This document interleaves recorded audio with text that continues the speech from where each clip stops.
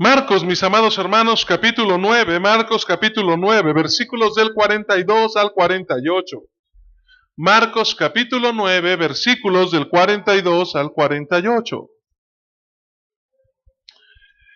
Y vamos a darle lectura todos juntos a este pasaje.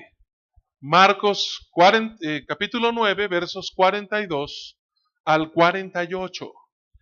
Y vamos a darle lectura a una sola voz, respetando los signos precisamente de puntuación. Así que la escritura dice de la siguiente manera: cualquiera que haga tropezar a uno de estos pequeñitos que creen en mí, mejor le fuera si se le atase una piedra de molino al cuello y se le arrojase en el mar. Si tu mano te fuera ocasión de caer, córtala.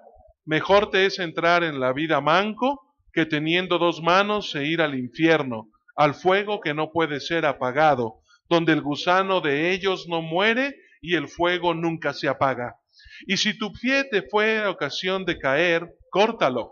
Mejor te es entrar en la vida cojo que teniendo dos pies y ser echado en el infierno, al fuego que no puede ser apagado, donde el gusano de ellos no muere y el fuego nunca se apaga.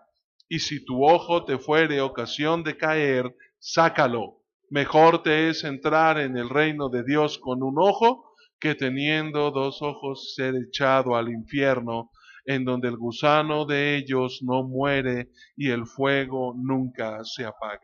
Dios, quiero poner en tus manos este momento, suplico que hables a nuestras vidas, que seamos sensibles para escuchar tu voz, que podamos también esforzarnos para obedecerte y llevarlo a la práctica.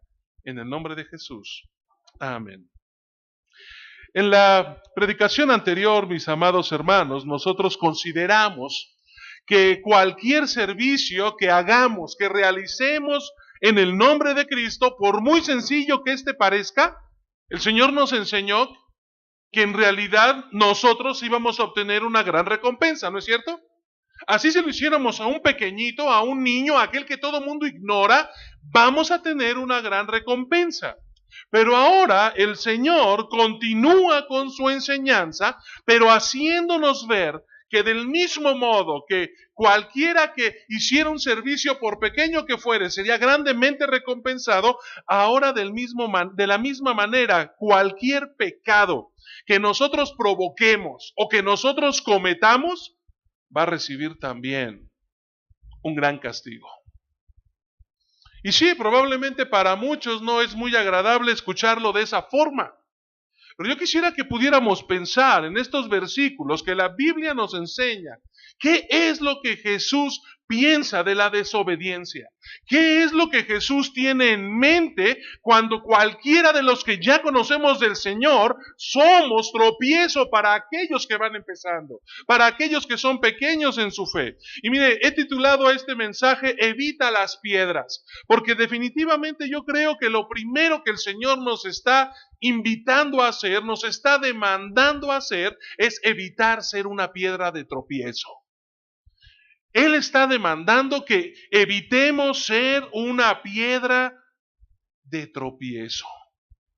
Pero si alguien, dice la Biblia, hace pecar a uno de estos pequeños que creen en mí, más le valdría que le ataran una tremenda piedra al cuello, una piedra de molino, y dice la Biblia, y lo arrojaran al mar. Es probable que mientras Jesús sigue enseñando a sus discípulos, todavía él tuviera consigo a este pequeñito que les había puesto como ejemplo en los versículos anteriores. Él vuelve a llamar la atención de los discípulos hacia el pequeño y continúa exhortándoles contra lo que había en su corazón. Él les había enseñado que no era correcta la ambición que tenían en su corazón de saber quién era el que iba a estar al lado de Jesús. Él les había también hecho saber que no era correcto lo que ellos habían hecho en cuanto a no admitir a ese hombre que estaba predicando y sacando demonios en su nombre solo porque no estaba con ellos. Aquí el Señor sigue atacando esta idea otra vez de sectarismo y de ambición, pero ahora le añade una tremenda advertencia. Cuidado con hacer tropezar a uno de estos pequeñitos que creen en mí. Cuidado con ser piedra de tropiezo para estos pequeños que creen en mí. Por supuesto, con este niño el Señor, si yo entiendo bien, estaba incluyendo a todos aquellos que recién conocen al Señor, aquellas personas que recién habían escuchado a Cristo, que por alguna razón yo puedo llamarle, quizás son todavía pequeños, hasta débiles en su fe en Cristo Jesús. No puedo tampoco dejar de lado a aquellos que incluso ni siquiera aún le conocen, porque aquellos que son pequeños en su fe son débiles, son vulnerables.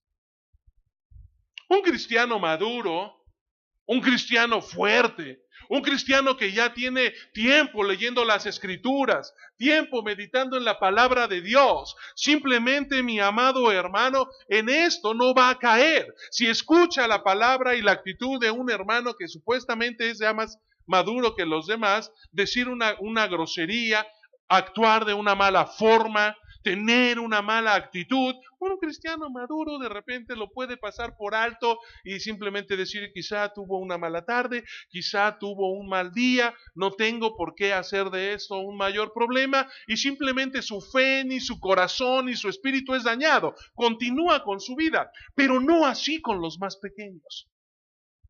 Hay mucha gente que por culpa de un mal testimonio, que por culpa de un mal ejemplo, por culpa de una mala actitud, por una palabra agresiva sin pensar, por una palabra grosera, por una actitud que no es cordial, sí puede ser lastimada y simplemente puede llegar a la conclusión, de eso se trata ser cristiano, mejor me quedo como estoy. La verdad es de que eso implica muchas otras cosas, mis amados hermanos, que simplemente no enojarme y explotar. El Señor da una advertencia muy clara. Cuidado con lastimar el corazón de uno de estos pequeñitos. Mucho cuidado con desviar su mirada de mí. Por eso yo creo que debemos de tener mucho cuidado incluso con los que aún no conocen el Señor. ¿En qué consiste hacerles tropezar? Hacerles tropezar, hermano, quizá consiste en poner algún obstáculo que los aparte del camino de Dios. Y por obstáculo usted puede pensar en muchas cosas. Si yo veo el contexto en el cual estamos hablando, quiero entender que quizás está esa posición de privilegio de los apóstoles, esa posición de autoridad que los apóstoles querían tener, esa ambición y el sectarismo que habían mostrado, podía hacer que la gente que se acercara a Cristo se alejara. Porque ellos simplemente querían recibir a los que pensaban que eran dignos de estar con ellos. Porque ellos lo único que estaban reflejando es que querían una posición o un lugar, pero no realmente les amaban con todas sus fuerzas y con todo su corazón. Pero yo quiero pensar, mi amado hermano, también que esto podemos añadir cualquier mal comportamiento que exista en aquel que se dice creyente y no sea coherente con su profesión de fe en Cristo Jesús. Cualquier cosa que yo haga, cualquier cosa que yo diga, cualquier cosa que provoque que uno de mis hermanos se aleje del Señor, es motivo de esta advertencia. Cuidado. Esto incluye cualquier mal ejemplo, hermano. Esto incluye una palabra hiriente, una palabra que lastime el corazón de nuestro hermano, una palabra agresiva, o quizá nuestro mal ejemplo por no cuidar la santidad que debe acompañar el testimonio de cualquiera de los que nos decimos seguidores de Cristo. Mire, cuando yo leía esto tenía que pensarlo claramente. Qué terrible es el pecado en nuestras vidas. El pecado en la vida del hombre es algo terrible, es algo que acaba con nosotros. Pero mucho más terrible es inducir a pecar a otro. Eso es lo que yo entiendo que la Biblia dice. Pecar es malo, pero inducir a pecar a otro es todavía mucho peor. Y Dios nos va a pedir cuentas de eso. Por eso el Señor da esta llamada de atención, esta exhortación tan clara. Y me tiene que llevar a considerar con mucho cuidado entonces el efecto y el alcance que tiene mi testimonio y mis palabras. Diciéndolo de otra forma, mi amado hermano, yo tengo que tomar muy en cuenta que lo que digo y lo que hago sí puede influir en la vida de otra persona. Y si esto le afecta, yo debo de cuidar que no sea de tropiezo para los que vienen a un lado de mí. Ojo, hermano, eres responsable no solamente de lo que dices, sino de los efectos que tus palabras tienen en el corazón de otro. Y simplemente yo lo dije, yo así soy, yo soy muy derecho, yo soy honesto, yo digo las cosas de frente. Y yo a veces tengo que decir, hermano, lo que eres es pelado, poco educado. Porque una cosa es decir las cosas de frente, una cosa en verdad es ser honesto, otra cosa es ser grosero. Aunque te diga una verdad, yo no tengo por qué ser pelado. Yo no tengo por qué faltar al respeto. Es que pareces vaca. Bueno, puede ser que sí, parezca cualquiera vaca. Yo no tengo el derecho de decirlo de esa forma, porque eso ofende. Pues sí, porque la verdad no ofende, pero incomoda. No, el Señor a mí me enseña en estos versículos que yo soy responsable de las palabras que pueden herir a otro y alejarlo del camino de Dios. La importancia de lo que el Señor les estaba diciendo, de verdad nos debe de quedar demasiado clara por el énfasis que Él hace en su exhortación. 3 veces prácticamente pone el mismo ejemplo. Él dijo que sería preferible que esta persona muriera. Fíjense, el Señor dice, es preferible que una persona muera antes de hacer tropezar a uno de esos pequeñitos que son de especial cuidado para nuestro Señor. Para su explicación, nuestro Señor usa un lenguaje muy gráfico. Su punto aquí es una persona que hace daño, que hace tanto daño que causa que tales pequeñitos tropiecen, se alejen de Dios. Porque esa persona sufrirá, mi amado hermano, sufrirá la ira del Señor. Y sí, aquí tengo que hablar de disciplina de parte de Dios. Porque eso no pasa como si todo fuera normal. Es que el Señor sabe, me agarró enojado y pues le tuve que decir sus verdades. Eso el Señor lo sabe, pero también sabe que Él nos ha dado una orden. Hay un destino aún más terrible que ser ahogado en el mar de manera terrible y repentina, hermanos. Fíjense con qué lo compara Jesús. Sería preferible que te amarraras una piedra de molino, y dicen los que saben que este tipo de piedras por lo menos hay de 2 tipos. Los tipos pequeñas de piedras de molino, que eran las que podían cargarlos las personas, pero había otro tipo de piedras que solamente podrían ser arrastradas por las mulas. Y en este pasaje el Señor hace referencia a esa piedra. Y lo que Él está diciendo es, más te valdría ponerte un collarcito con esa piedra y aventarte al río antes de que tú hagas tropezar a uno de mis pequeños. ¿Se fija el valor que el Señor le está dando a esto? Pues ni modo, allá en su fe, si es pequeñito y no crece, es su problema. Ah, sí, te cae. La Biblia dice que es tu problema, que es mi problema, que yo debo de estar al pendiente de que mi hermano, por mi causa, no tropiece, no caiga, no se aleje de la fe, que por mi causa, por mis motivos, por una invitación, por un mal ejemplo, ese pequeñito peque. Eso es lo que yo tengo que cuidar. Hasta donde yo entiendo es lo que el Señor quiere que nosotros hagamos. Mi amado hermano, para los judíos morir de esta manera significaba en realidad una total aniquilación.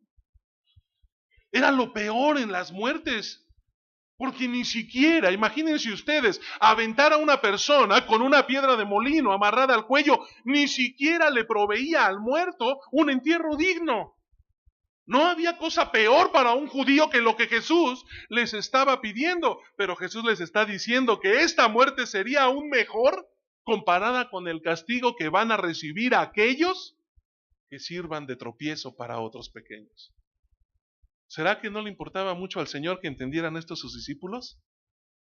¿Será que al Señor no le importa demasiado que usted y yo lo entendamos el día de hoy? Yo creo que sí, mi amado hermano. Por eso debemos de tener cuidado de no tomar las advertencias de nuestro Señor a la ligera, de no pensar que pues fue un dicho, pues se le atravesó eso al Señor y por eso se los hizo ver. Para nuestro Dios, esto es una cosa muy seria.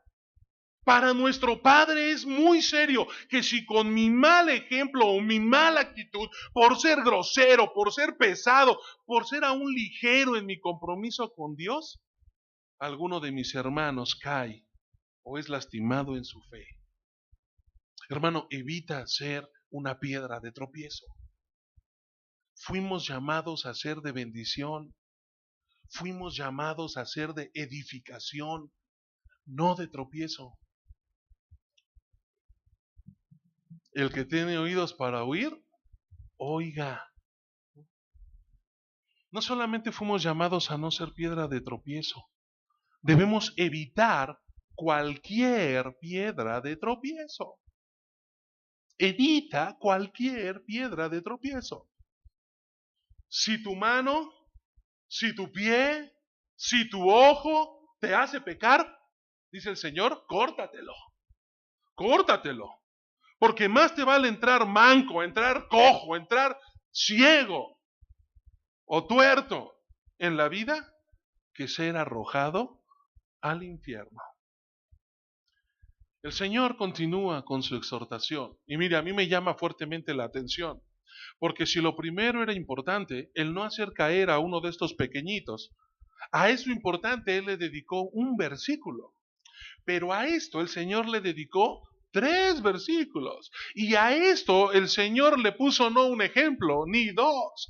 3 ejemplos que hacen referencia a la misma situación y a lo mismo que Él quiere que nosotros cuidemos. Él continúa diciendo que sí, es verdad, nosotros no debemos de pasar ni tener en poco el ser tropiezo para otra persona. Él simplemente dice, cuida el no ser de tropiezo a otros. Pero aquí el Señor también nos está diciendo, cuídate de no ser tropiezo para ti mismo. Cuida lo que hay en tu corazón, que no solamente afecta la vida de los demás, sino también afecta tu vida, tu propia vida. Y esto me recuerda con demasiada frecuencia cómo es que nosotros somos pues los que nos hacemos tropezar más continuamente. No le puedo echar la culpa a nadie. Vaya, no puedo a veces culpar ni siquiera a Satanás. La Biblia dice que yo peco producto de mis propios malos deseos.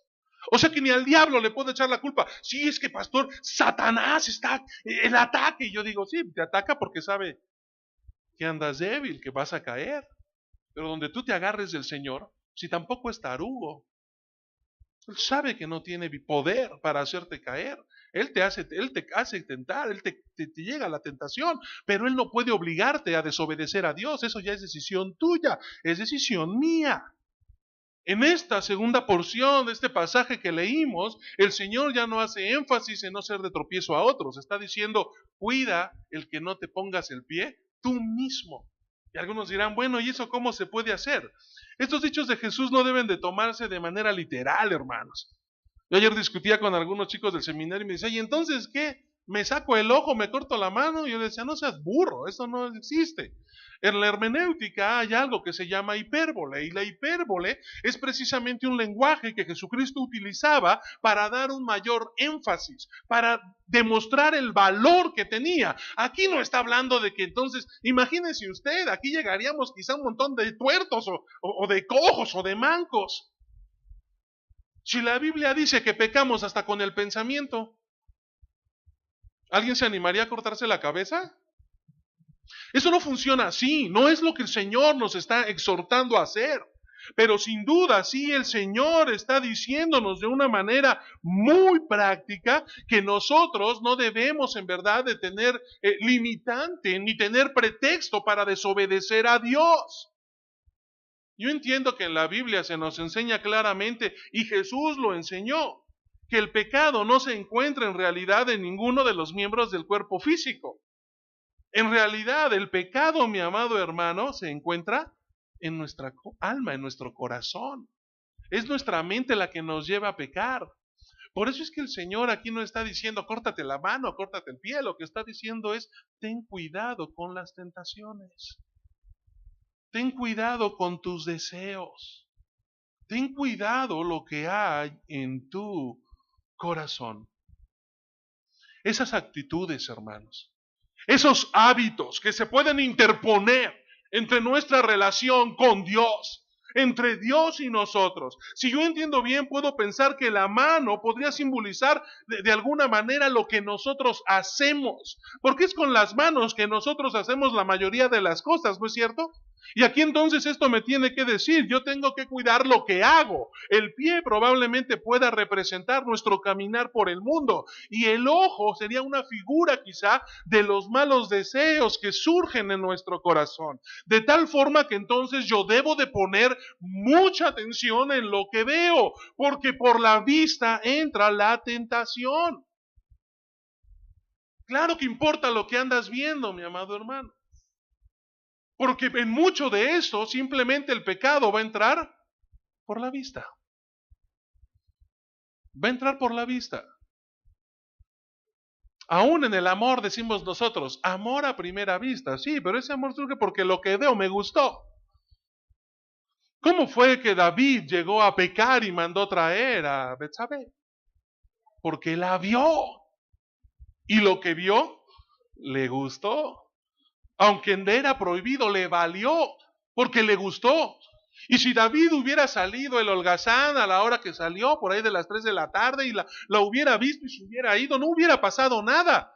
Pero en lugar de irse, se quedó viendo, disfrutando, ¿no?, la tremenda visión, el show que le estaba dando una mujer que ni por enterada que ese rey lujurioso la estaba viendo. Simplemente se estaba bañando. Debemos de cuidar lo que vemos. Miren, las redes sociales hay tanta basura, son una buena herramienta, pero también hay un montón de basura. Hace falta que ponga usted cualquier cosa que quiera ver desagradable y ahí la va a encontrar gratis. Y pienso aún en la música. Quienes me conocen saben que no soy azotado en eso, hermanos. Pero yo a veces veo videos de grupos de música que es absurdo. O sea, digo, puede ser que ni le entiendas, pero es que yo ni entiendo el inglés, nomás me gusta el ritmo. Pero también eres ciego, ¿o qué? Porque esas imágenes que presenta el video, no me digas que en algo tú pensaste que glorifica a Dios. Y déjame te digo algo, si eso te vale, yo no sé entonces en dónde esté tu corazón. Porque si yo veo algo que no agrada a Dios y de todos modos digo, pues a mí me gusta, entonces quizá tengas que entender que en tu corazón no hay humildad y que seguramente entonces no haya arrepentimiento. Porque para ti el más importante no es Dios, sigue siendo tú. Y lo importante es que a ti te guste, lo importante es que tú estés contento, lo importante es que a ti te agrade, que a ti te satisfaga. Lo que a Dios le guste, lo que a Dios le piense, lo que Dios quiera, lo tengo en segundo término. Aguas. Porque entonces todo de lo que estamos hablando, mi amado hermano, es para ti. Todos los miembros del cuerpo son especialmente valiosos para nosotros, ¿no es cierto? Hay ocasiones que nosotros no entendemos lo valioso que es una uña hasta que el doctor nos la retira. Nadie sabe lo valiosas que son las muelitas hasta que la muela hace que el cachete se nos hinche porque no podemos ya ni siquiera hablar. Y cuando alguien trae una uña enterrada, no quiere ir ni a trabajar. Y quizá cualquiera le puede decir, pero si no trabajas con la uña, no, pero ¿cómo me duele? ¿Cómo me lastima? No me deja estar en paz. Es algo que simplemente me está lastimando. ¡Qué tragedia, hermanos! Si todos los que estemos aquí nos tuviéramos que amputar una pierna, una mano, sacar un ojo, ¿no sería algo trágico? Pero el Señor quiere llamar nuestra atención sobre el hecho de que esto no sería absolutamente nada en comparación con la pérdida del alma en el infierno eterno. Nada. Más te vale entrar cojo. Y cuando yo pienso en esto, entonces digo, yo tengo que cuidar en dónde ando. Y tengo que cuidar con quién ando. Hay dichos que incluso nos lo reflejan. Dime con quién andas y te diré Pero yo no hago lo mismo, yo no soy igual. Te juntas con puros marihuanos. De verdad, ¿no? Uy, eso que son cristianos, ya están juzgando nada más por la portada, ¿no? ¿El Señor no mira el corazón? Pues sí, pero no estoy ciego. Y lo primero que veo es la imagen que tú me muestras. Es importante también. Yo tengo que cuidarlo. Yo tengo que cuidar con quién me junto. Tengo que cuidar en dónde ando. ¿Por qué estar en un lugar en donde nadie está buscando glorificar a Dios? ¿En qué me va a ayudar eso, hermano? ¿En qué me va a beneficiar? ¿En qué le beneficia a uno de nuestros jóvenes andar en esos lugares por divertidos y de moda que sean? En donde todo el mundo está pensando en todo menos en glorificar a Dios. Y puede ser otra vez. Tú me puedes decir, pastor, es que ya estás chocheando y estás ruco y como tú ya lo hiciste. Pero la Biblia es clara. La Biblia mejor dice, más te vale que no te diviertas allí a que pases un ratito divertido, pero el resto de tu vida en el infierno por la eternidad. Si tú crees que esto es juego, tírame de a loco y sigue haciendo lo que tú quieras hacer. Pero si en algo crees que la Biblia es palabra de Dios, entonces hay que poner mucha atención en esto, porque el pasaje expresa la verdad fundamental de que como hijos de Dios tenemos una única meta en la vida. Y esa meta en la vida, ¿no?, tendría que llevarnos a estar dispuestos a sacrificar cualquier cosa por cumplir con esa meta. Y esa meta en este pasaje es descrita como la vida y como el reino de Dios.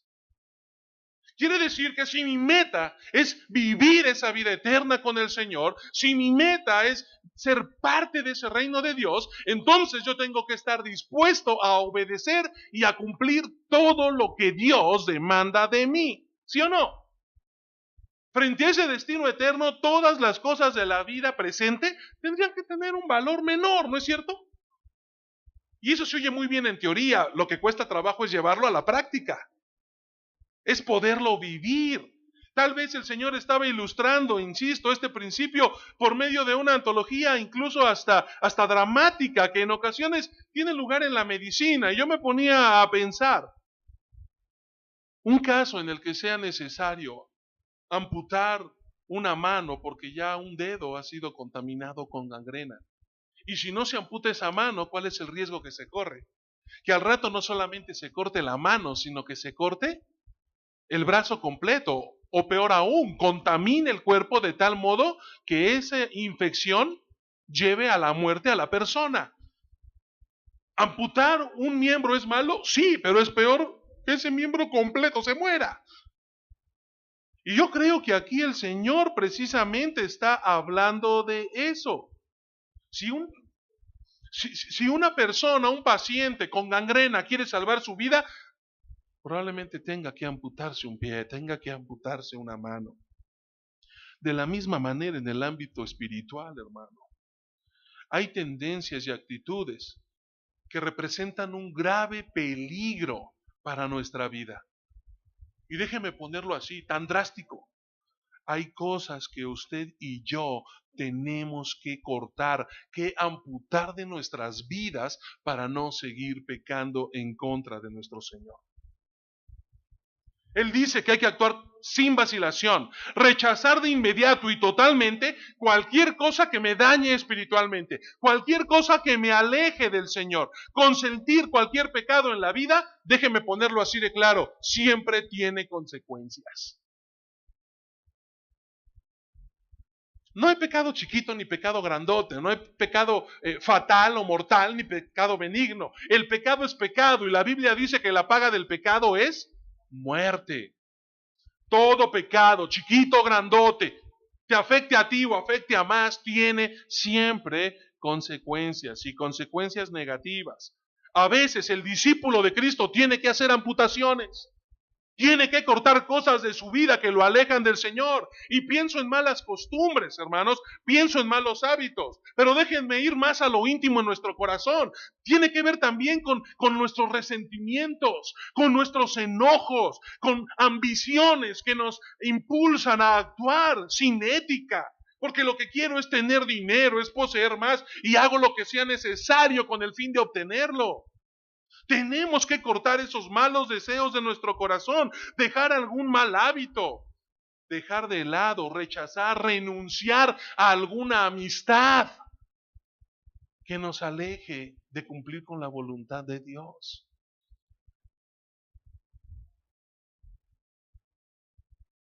Excluir, cortar alguna cosa que haya llegado a ser para nosotros tan querida, con el único fin de obedecer a Cristo Jesús. El Señor llega a decir que estas cosas pueden estar tan arraigadas en nuestro corazón, en nosotros, que cortarlas puede producir la misma sensación que si nos cortaran un brazo o nos cortaran una pierna. Claro que es difícil, claro que es doloroso. ¿A quién le gusta deshacerse de un amigo? ¿A quién le gusta terminar una relación? O sea, nadie. Si estamos con ellos es porque nos caen bien. Si convivimos con esa persona es porque decidimos hacerlo. Pero si en esa decisión, esa relación me lleva a alejarme de Dios, hermano, cuidado. La Biblia es clara. Córtalo de tu vida.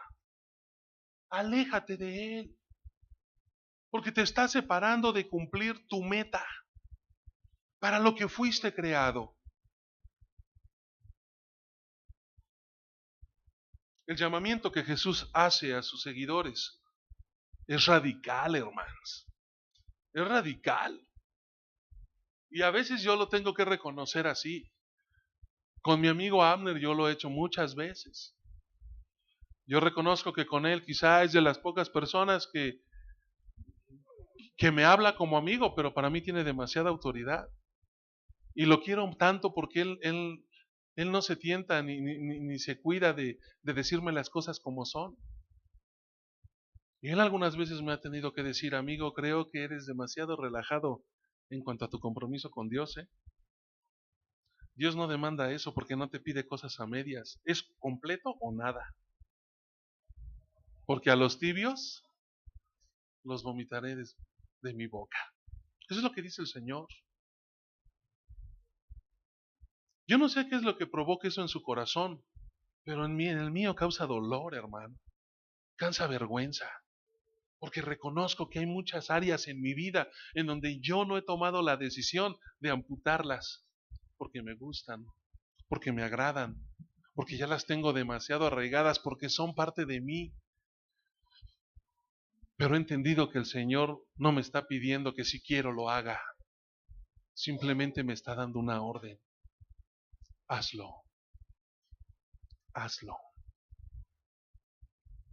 Por encima de cualquier otra cosa, debe estar agradar a Dios. Ahora es importante, ¿eh? Porque esta amputación debe de ser realizada no por un externo, por uno mismo. Uno mismo es el que decide hacerlo, entendiendo que eso es lo mejor. Y que esto me hace pensar otra vez en lo valioso, en lo necesario que es que yo todos los días, con honestidad, con humildad, sin soberbia, hermanos, yo pueda analizar mi propia vida. Y poder pensar, Señor, ¿qué estoy haciendo? ¿Qué estoy haciendo bien?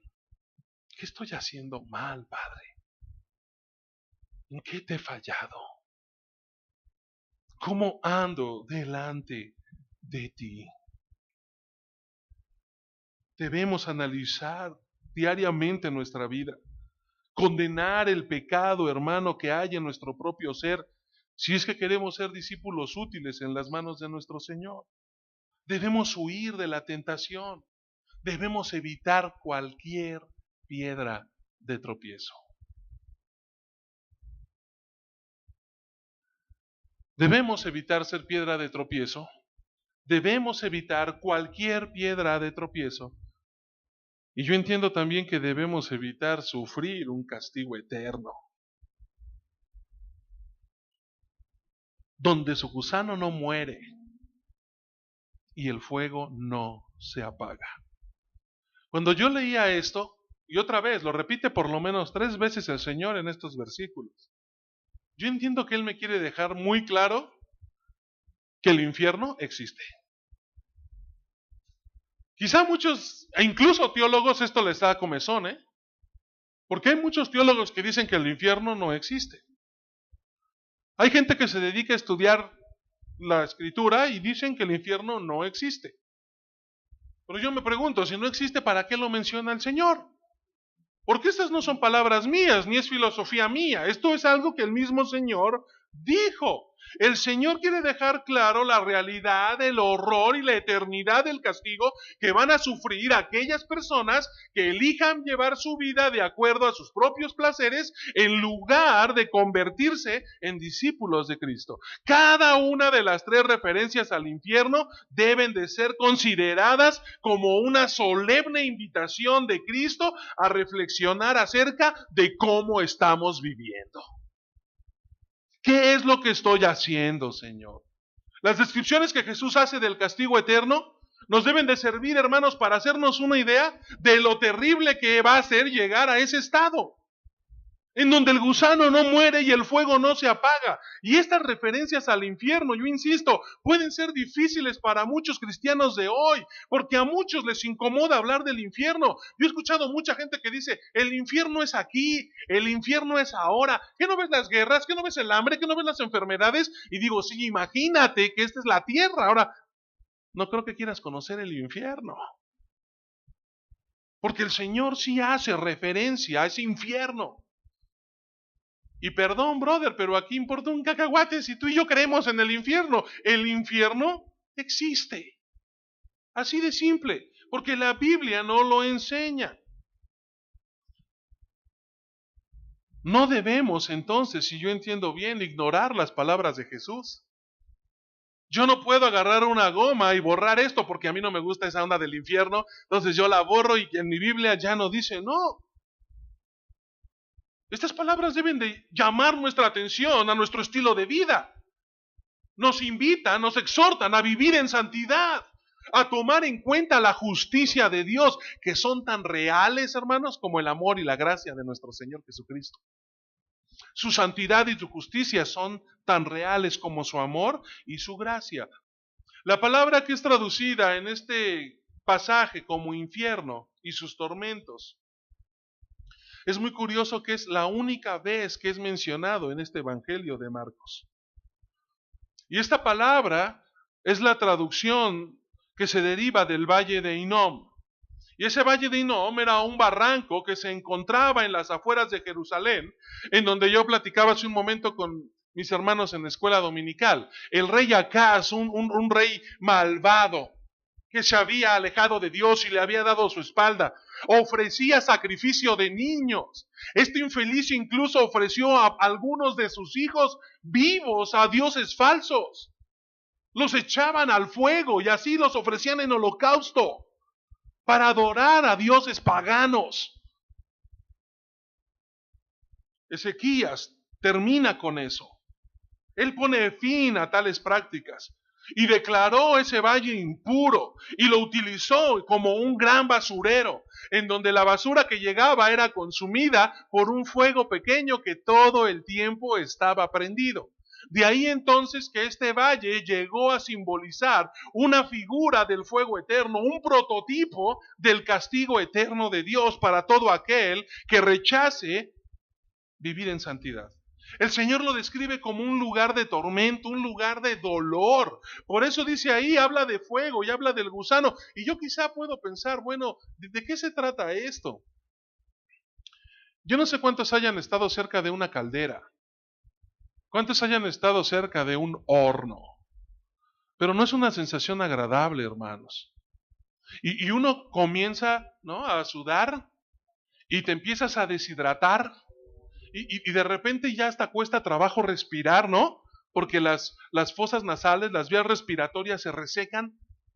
Y entonces la sensación que produce físicamente es de agobio. Hay deshidratación, hay sed.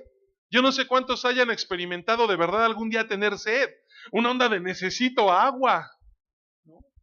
pues eso va a ser físicamente lo que representa el infierno. Por eso se habla del fuego, un fuego que no se consume, algo externo, algo que mis sentidos pueden palpar, pueden sufrir, pueden experimentar. Pero cuando habla del gusano, eso me hace pensar también en lo que podemos sufrir internamente. Y es como si nos estuviéramos pudriendo. ¿En dónde nacen los gusanos, hermanos?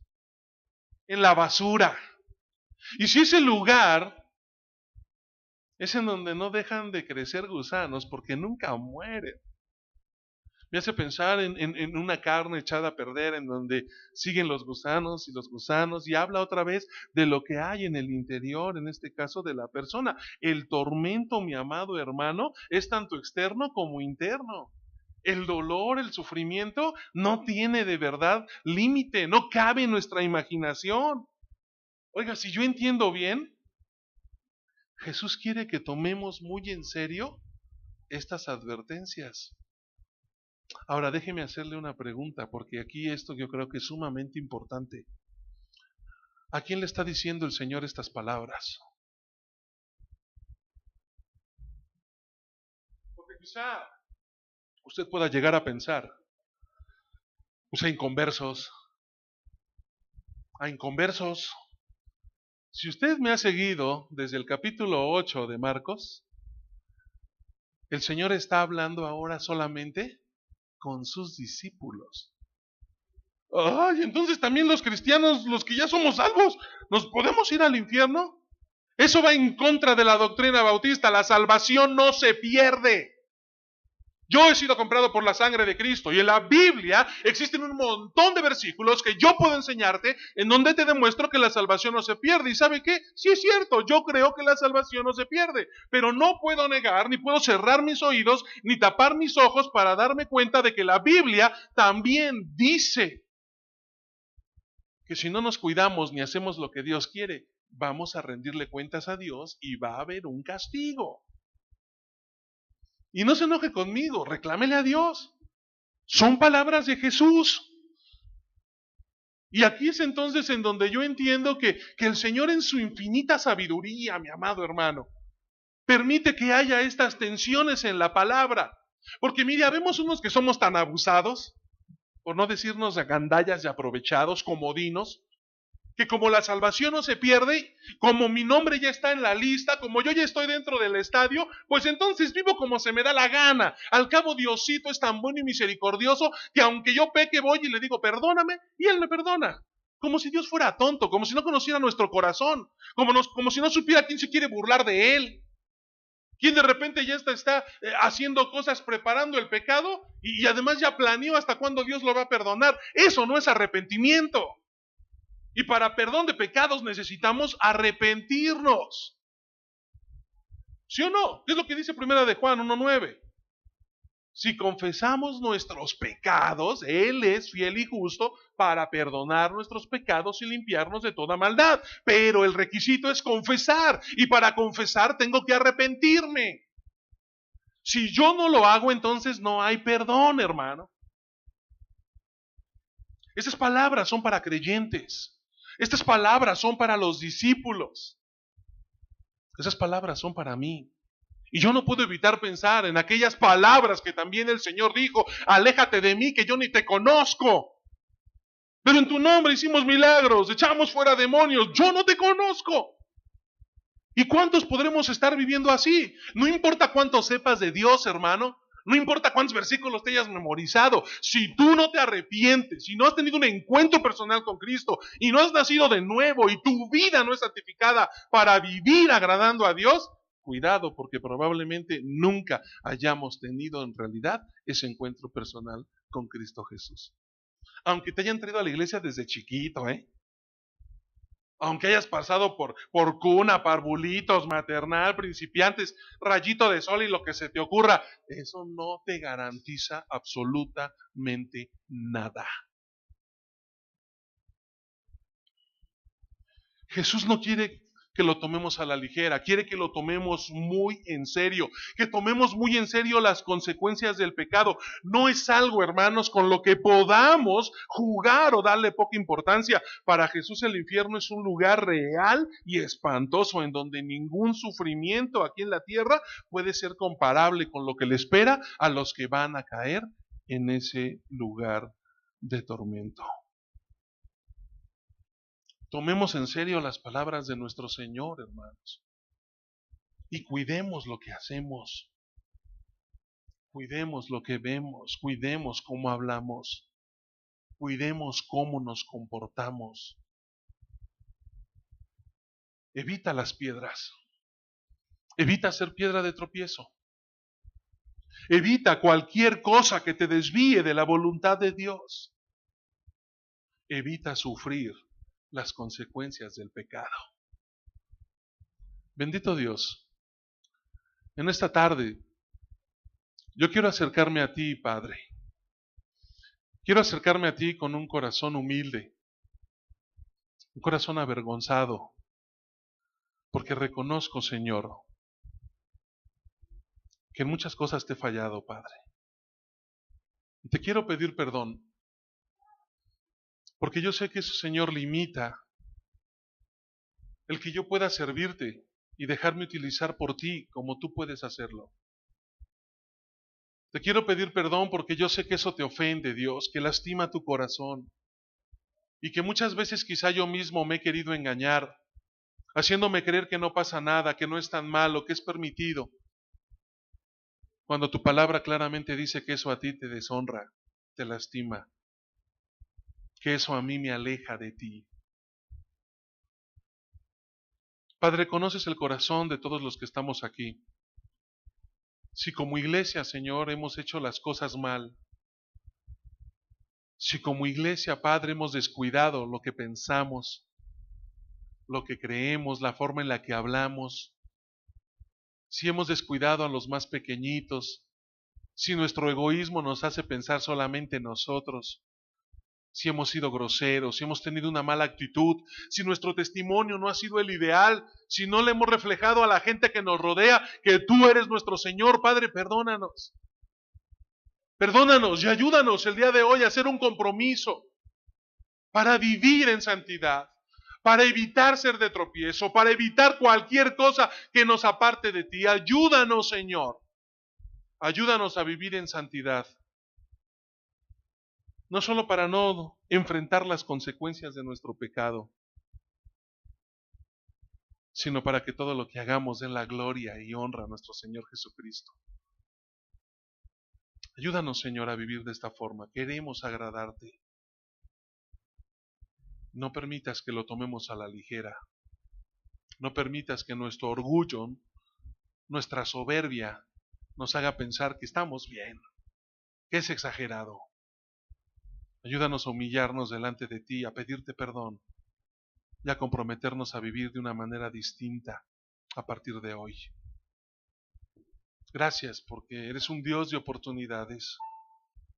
Gracias porque esta es una oportunidad para decirte a ti, Señor, queremos ser instrumentos útiles y poderosos en tus manos. Gracias, Dios, en el poderoso nombre de Cristo Jesús, nuestro Señor y Salvador. Amén.